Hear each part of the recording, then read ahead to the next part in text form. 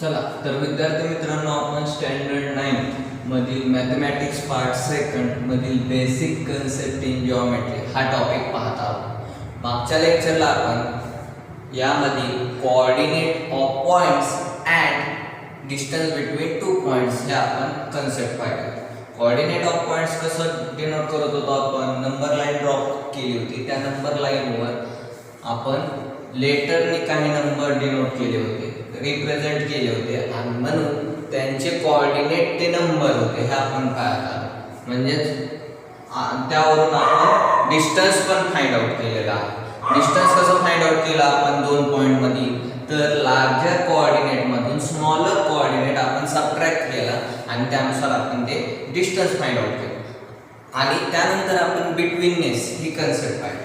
Betweenness काय होती concept, तर तीन पॉइंट होते एका स्ट्रेट लाईनवर आणि कोण कोणाच्या बिटवीन आहे, कोण दोघांच्या बिटवीन आहे हे आपण त्यानुसार फाइंड आउट केलं.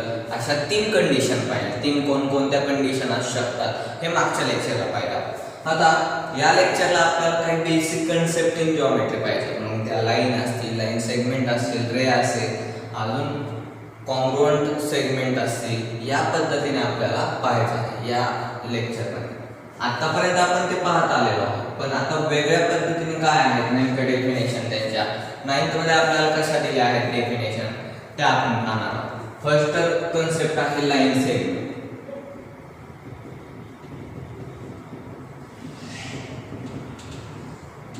लाईन सेगमेंटच्या बाबतीत आपण 6वी पासून पाहत आलो, 5वी 6वी पासून पाहत आलेलो.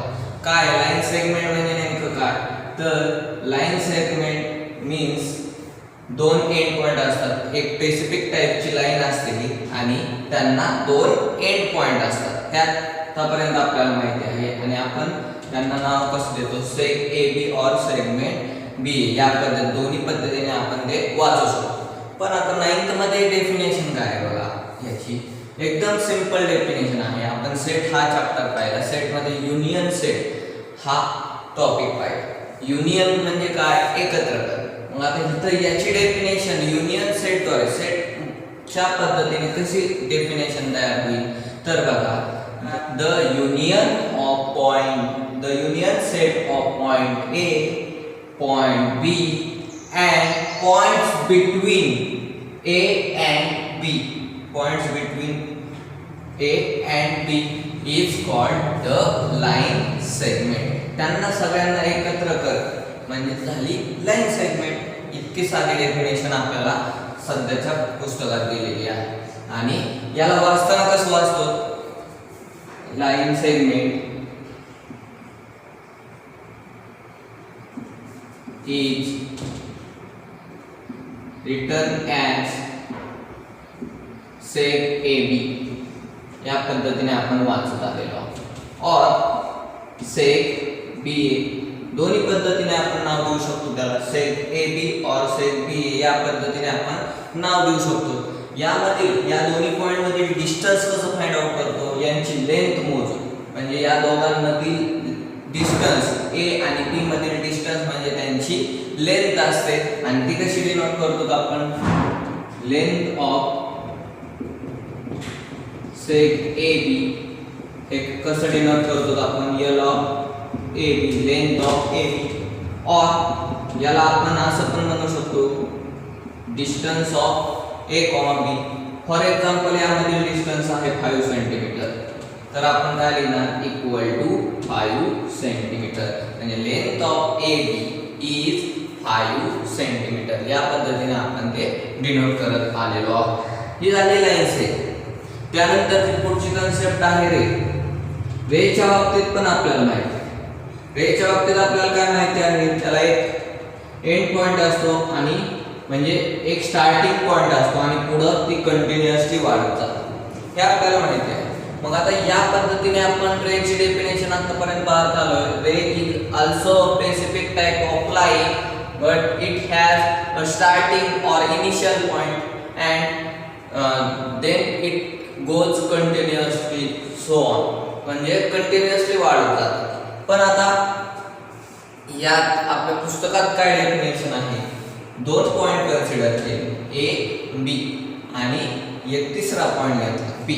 म्हणजे the union set of segment A B. ही सेगमेंट ए बी म्हणजे आधी मी कन्सिडर केले दोन distinct point A and point B are two distinct point. Then the segment, the union set of segment AB and the points P such that A, B, P हे का straight line वर आहेत is called the ray. is called ray काय A किंवा AP पण बनवू शकतो आपण. रे AB और रे रेचं नाव आपण स्टार्टिंग पॉइंट पासूनच देतो हे आपल्याला माहिती आहे. आपण या पद्धतीने वाचत नाही. रे BA और रे PA या पद्धतीने वाचत नाही. आपण स्टार्टिंग पॉइंट पासून रेचं नाव देतो. तर रे AB और रे AP या पद्धतीने आपण याचे नेम याला डिनोट करणार आहोत, याला वाचणार आहोत, त्याला रीड करणार आहोत. रेची आपल्याला लेंथ मोजता येत नाही कारण की ती कंटिन्युअसली वाढत जाणार आहे. त्यामुळे याला स्टॉप नसल्यामुळे आपण त्याची लेंथ मोजणार नाही. पण आपल्याला लाईन सेगमेंटची लेंथ का मोजता येते कारण की त्याला दोन एंड पॉइंट असतात. त्यानंतर आपण पुढची कन्सेप्ट पाहिलेली आहे. पुढची कन्सेप्ट म्हणजे लाईन. लाईनच्या बाबतीत आपल्याला माहिती आहे काय आहे लाईन. तर लाईनला एंड पॉइंट नसतात. दोन्ही साईडला एरो आहे म्हणजे दोन्ही साईडने ती वाढवता येते हे आपल्याला माहिती आहे. दोन्ही साईडला एरो हेड असतात आणि ती कंटिन्युअसली वाढते. मग दोन्ही साईडने वाढवता येते ती आपल्याला. मग आता इथं फॉर एक्झाम्पल मी इथं नाव दिलं ए. हे लक्षात घ्या रेला आपल्याला BA या पद्धतीने वाचता येत नाही. रे BA हे नाव चुकीचं आहे हे लक्षात घ्या. आपण वाचताना रे AB म्हणजे त्याच्या स्टार्टिंग पॉइंट पासून रेला नाव देणार आहोत हे लक्षात घ्या. तसंच लाईन AB आतापर्यंत आपण लाईनची कन्सेप्ट काय पाहिली तर त्याला दोन्ही साईडला एरो हेड असतात आणि ती दोन्ही साईडने कंटिन्युअसली वाढत असते. हे आपण लाईनच्या बाबतीत पाहिलं. लाईनला नाव आपण AB किंवा BA किंवा एखादा स्मॉल लेटरने पण डिनोट करतो आणि म्हणतो लाईन इयर या पद्धतीने आपण वाचत असतो. पण आता आपल्या पुस्तकात काय डेफिनेशन आहे का 9th मध्ये आपल्याला कशी डेफिनेशन पाहिजे यामध्ये बघा. तर काय तर the union set of points on ray AB and opposite ray of AB is called the line. आणि त्याला आपण स्मॉल लेटर्सने पण डिनोट करू शकतो. L या लेनने आपण वाचताना म्हणजे लिहिताना कसं लिहितो लाईन AB और लाईन BA और जर स्मॉल लेटर दिलेला असेल तर काय लिहितो लाईन L या पद्धतीने आपण ते लिहितो. आता आपल्याला पाहायचं आहे पुढची कन्सेप्ट पाहायची आहे congruent of segment. Congruence of a segment. Congruence of a segment म्हणजे काय किंवा कॉन्ग्रुएंट सेगमेंट. दोन सेगमेंट कॉन्ग्रुएंट कधी असतात जेव्हा त्यांच्या लेंथ इक्वल असतील तर. म्हणजे मी फॉर एक्झाम्पल इथं दोन सेगमेंट ड्रॉ केलेले आहेत AB आणि C.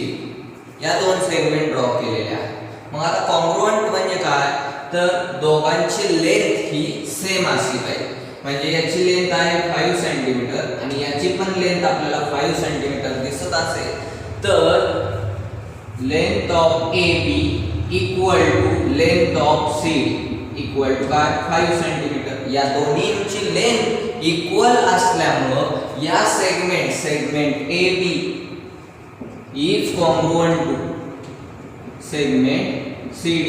आपण असं म्हणतो segment AB is congruent to segment CD कधी म्हणतो जेव्हा दिलेल्या दोन सेगमेंटची लेंथ ही इक्वल असेल. लेंथ इक्वल असली की आपण काय सांगणार आहोत segment AB is congruent to segment CD. त्यानंतर पुढची कन्सेप्ट पाहायची आपल्याला. पुढची कन्सेप्ट आहे प्रॉपर्टीज ऑफ कॉन्ग्रुएंट सेगमेंट. यांच्या प्रॉपर्टीज काय आहेत नेमक्या हे आपण पाहणार आहोत.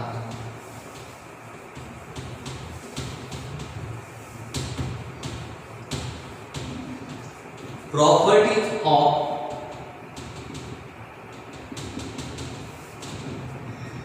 Congruent segment.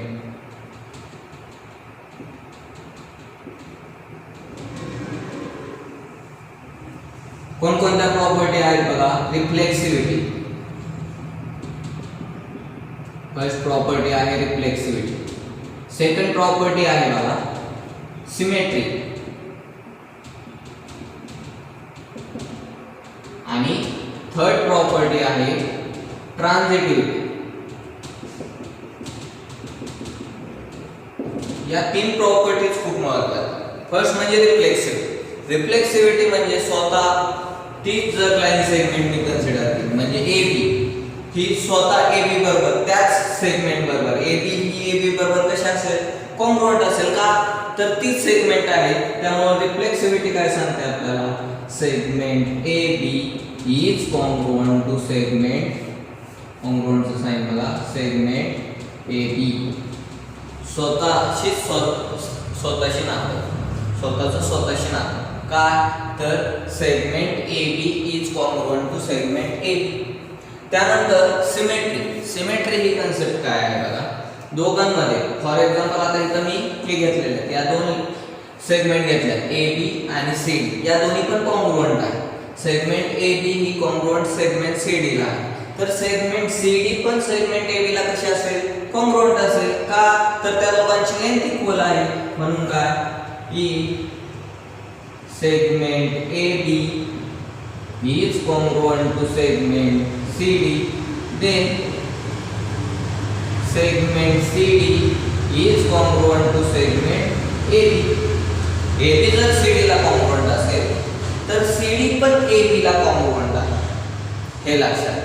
आणि ट्रान्झिटिव्हिटी म्हणजे नेमकं काय बघा. ट्रान्झिटिव्हिटी मध्ये तीन जणांमध्ये असतं, म्हणजे segment AB is congruent to segment CD. Segment AB ही सेगमेंट CD ला कॉन्ग्रुएंट आहे आणि segment CD is congruent to and segment CD is congruent to segment PQ. AB he CD ला कॉन्ग्रुएंट आहे आणि CD ही PQ ला congruent आहे. तर सेगमेंट AB आणि सेगमेंट PQ ह्या दोन्ही पण कशा असतात, कॉन्ग्रुएंट असतात. therefore then segment AB is congruent to segment PQ. ही झाली ट्रान्झिटिव्हिटी प्रॉपर्टी. रिफ्लेक्सिव्हिटी मध्ये स्वतःशी नातं म्हणजे सेगमेंट AB ही सेगमेंट AB ला कॉन्ग्रुएंट असणारच आहे. त्यानंतर सिमेट्री म्हणजे काय, सेगमेंट AB जर CD ला कॉन्ग्रुएंट असेल तर CD पण AB ला कॉन्ग्रुएंट आहे. Segment CD is congruent to segment AB. आणि ट्रान्झिटिव्हिटी मध्ये जर सेगमेंट AB सेगमेंट CD ला कॉन्ग्रुएंट आहे आणि सेगमेंट CD ही सेगमेंट PQ ला कॉन्ग्रुएंट आहे, तर सेगमेंट AB आणि सेगमेंट PQ ह्या दोन्ही पण एकमेकांना कशा असणार आहेत, कॉन्ग्रुएंट असणार आहेत. हे आपल्याला कोणती प्रॉपर्टी सांगते, ट्रान्झिटिव्हिटी ही प्रॉपर्टी आपल्याला सांगते. त्यानंतर आपल्याला पाहायचं आहे पुढचा टॉपिक आहे, mid point of segment. Mid point of segment हे लक्षात घ्या, कोणत्याही लाईन सेगमेंटला एकच मिड पॉइंट असतो, हे आपल्याला माहिती आहे. कोणत्याही लाईन सेगमेंटला एकच मिड पॉइंट असतो. मग आता इथं जर मी एक लाईन सेगमेंट ड्रॉ केली A आणि एक असा पॉइंट A आणि B मध्ये जो की M हा पॉइंट A आणि B च्या बिटवीन आहे आणि तो हे दोन इक्वल पार्ट तयार करत असतो. म्हणजे AM आणि MB या दोघांची पण लेंथ कशी असेल, इक्वल असेल. Length of AM equal to length of MB. जर असा आपल्याला पॉइंट मिळाला तर आपण काय सांगतो, सेगमेंट AB चा M हा काय आहे, therefore M is midpoint of A. पण ही कंडिशन आहे. अजून एक कंडिशन, AMB हे तिन्ही पण एका स्ट्रेट लाईन वर असले पाहिजे, तर आपण काय सांगू शकतो, M is midpoint of AB या पद्धतीने. नाहीतर कधी कधी असं पण दिलेलं असतं, तेव्हा नाही सांगू शकत आपण, हे लक्षात घ्या. आपल्याला लाईन सेगमेंटच्या बाबतीत पाहायचं आहे. लाईन सेगमेंट मध्ये हे तिन्ही पॉइंट दिसत आहेत AM B या पद्धतीने, आणि लेंथ ऑफ AM आणि लेंथ ऑफ MB हे कॉन्ग्रुएंट आहे, तर आपण काय सांगणार, M is mid point of segment AB. Segment AB चा तो काय आहे, मिड पॉइंट आहे. प्रत्येक लाईन सेगमेंटला एकच मिड पॉइंट असतो, ओन्ली वन मिड पॉइंट असतो, हे आपल्याला माहिती आहे. त्यानंतर आपण पुढची कन्सेप्ट पाहणार आहोत. बघा, पुढची कन्सेप्ट आहे कंपॅरिझन ऑफ टू सेगमेंट. आता कंपॅरिझन म्हणजे काय, तर तुलना करणे हे आपल्याला माहिती आहे. म्हणजे दोन सेगमेंट मध्ये कोण ग्रेटर आहे, कोणाची लेंथ ग्रेटर आहे, कोणाची लेंथ स्मॉलेस्ट आहे, हे आपल्याला बघितल्या क्षणी लक्षात येते. कधी कधी लक्षात येत नाही, पॉइंट मध्ये जर फरक असेल तर लक्षात येत नाही. मग आपण डिवायडरचा पण वापर करून ती लेंथ मोजू शकतो, किंवा आपल्या स्केलचा वापर करून आपण सांगू शकतो की कोणती सेगमेंट ही ग्रेटर आहे और स्मॉलर आहे. फॉर एक्झाम्पल आता इथं कंपॅरिझन ऑफ टू सेगमेंट्स, दोघांमध्ये कंपॅरिझन म्हणजे दोन सेगमेंट ड्रॉ केले, AB आणि C. आता इथं जर बघितलं तर इथं लगेच लक्षात येतं, म्हणजे लेंथची पण गरज नाही, बघितल्या लक्षात येतंय काय, CD ही सेगमेंट AB पेक्षा ग्रेटर आहे. म्हणजेच कसं लिहिणार मग, segment AB is less than segment CD.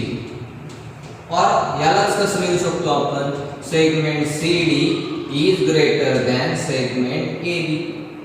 एक तर हा लेस दॅन म्हणा किंवा हा ग्रेटर दॅन म्हणा, दोन्ही पण एकच आहे, फक्त दोघांच्या अंतरात. जेव्हा इकडे लिहिलं सेगमेंट AB इथं लिहिलेला आहे आणि सेगमेंट CD इथं लिहिलेला आहे, हे सिम्बॉल आलेला आहे, म्हणजे सेगमेंट CD हा ग्रेटर आहे, हे दिसत आहे आपल्याला डायग्राम मध्ये. कधी कधी आपल्याला पॉइंट मध्ये फरक असतो, त्यामुळे लक्षात येत नाही, त्यामुळे आपल्याला स्केलने किंवा डिवायडरने आपण त्यांची लेंथ मोजून आपण सांगू शकतो कोणती सेगमेंट ही ग्रेटर आहे आणि कोणती सेगमेंट स्मॉलर आहे. कधी कधी इक्वल असतील तर त्या कॉन्ग्रुएंट असतात. आपण आत्ताच पाहिलं कॉन्ग्रुएंट ऑफ टू सेगमेंट, त्यामध्ये काय की दोन्ही इक्वल असल्या पाहिजे तरच त्या दोन्ही कॉन्ग्रुएंट, त्यांच्या लेंथ इक्वल असल्या तर त्या कॉन्ग्रुएंट असतात.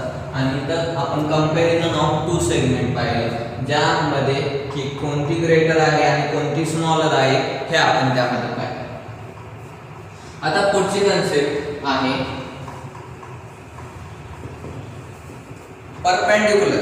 परपेंडिक्युलरिटी ऑफ सेगमेंट.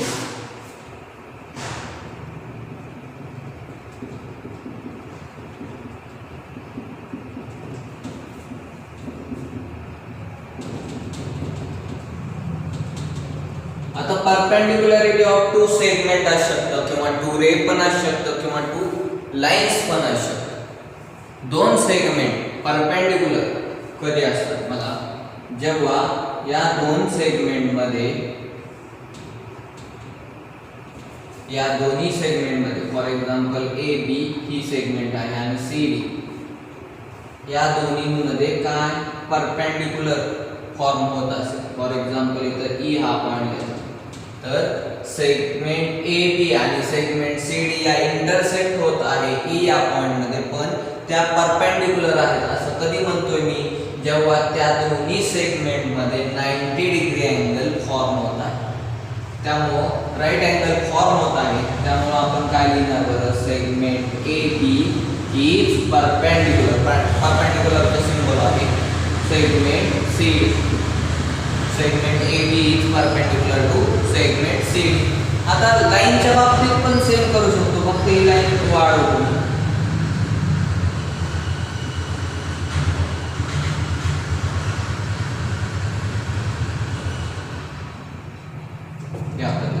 तर इथं काय लिहिता येईल मग मला, line AB is perpendicular to line CD, कारण की दोन्ही पण लाईन दिसत आहेत मला.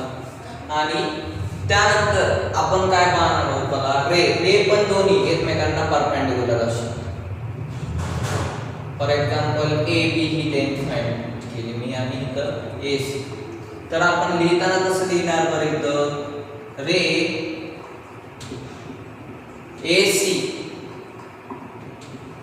is perpendicular to ray AB.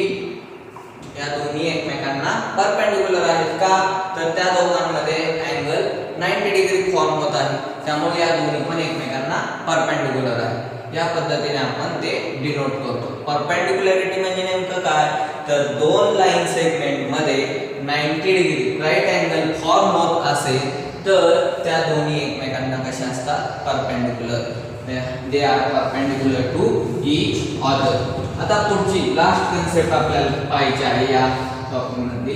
Last concept आहे distance of a point from a line. काय आहे ती कन्सेप्ट, तर बघा एक लाईन काढलेली आहे किंवा लाईन सेगमेंट असते. For example AB he line आहे आणि इथे एकाला कोणता तरी पॉइंट घ्यायचा मी C. तर या पॉइंट पासून मला या लाईनचं डिस्टन्स फाइंड आउट करायचं आहे.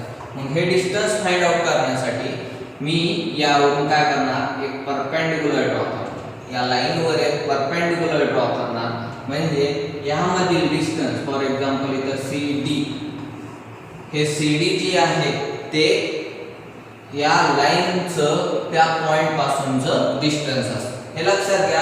आपण हे जर काढलं तर हे लॉंगेस्ट डिस्टन्स आहे.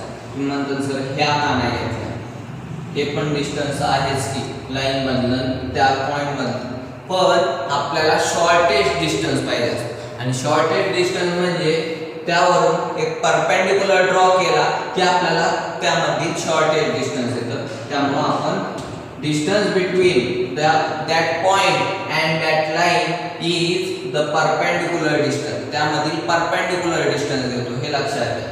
म्हणजे here CD is perpendicular to here segment CD is perpendicular to line L. line L ला तो perpendicular आहे, हे आपल्याला दिसत आहे. आणि and ADB हे का स्ट्रेट लाईन वर दिसत आहे. Then CD is length of CD is distance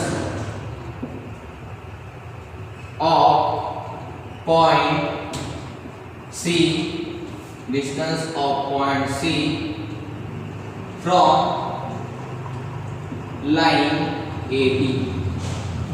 line AB पासून त्याचं ते डिस्टन्स आहे. ते परपेंडिकुलर डिस्टन्स म्हणजे त्यामधील distance of a point from a line. या पद्धतीने आपण या कन्सेप्ट पाहिल्या. या कन्सेप्ट वरून आपल्याला प्रॅक्टिस सेट पाहिजे. एकदम सोपा प्रॅक्टिस सेट आहे. त्यामध्ये काही तुम्हाला लाईन सेगमेंट दिलेले आहेत, म्हणजे त्यांच्या लेंथ दिलेल्या आहेत आणि त्यांच्या लेंथ देऊन तुम्हाला विचारलेलं आहे की कोणती सेगमेंट कोणत्या सेगमेंट एकमेकांना कॉन्ग्रुएंट आहे, किंवा मिड पॉइंट दिलेला असेल, मिड पॉइंट एका लाईन सेगमेंटचा मिड पॉइंट दिलेला आहे आणि त्यावरून त्यामधील डिस्टन्स फाइंड आउट करायचा. लाईन सेगमेंटची लेंथ दिलेली असेल तर त्यामधील हाफ पार्ट किती सेंटीमीटरचा आहे हे आपल्याला फाइंड आउट करायचं आहे. एकदम सिंपल प्रॅक्टिस सेट आहे, तो तुम्ही सॉल्व करू शकता. थँक्यू.